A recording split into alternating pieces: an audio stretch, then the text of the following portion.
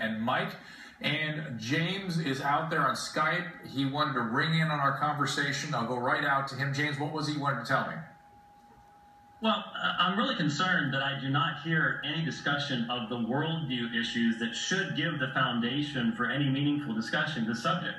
If we don't discuss the worldview that gives rise to our decisions, then all we're doing is giving our own personal opinions. That's not how you deal with societal issues. Why? Those I'm not issues sure are that not this being is a addressed. societal issue. This is a Caitlyn Jenner issue. It's a personal issue. You can do it with your body. You can do whatever. It very clearly is a societal issue. I feel like I hear some fear in your voice. I'm just saying. I feel like there's fear that if I thought that was you laughing. There's no fear. I've had my worldview identified as a crutch. I've had identified as hateful.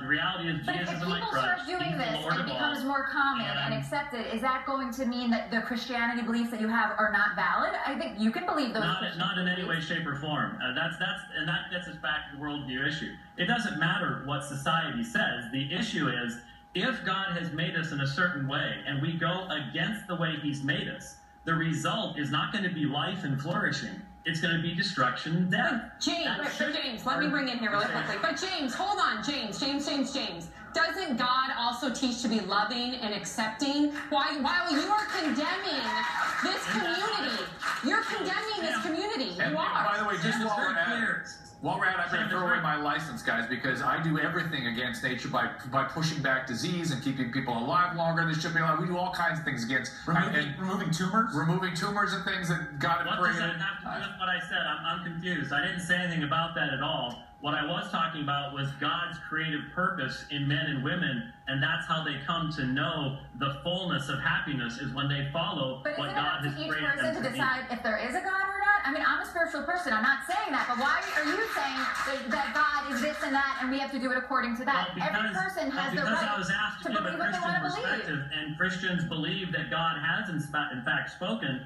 So that means that you have become transgender. Wait a second, I'm Christian and I don't believe that. I'm Christian. Let me play host for a second. Host, hang on. Host here.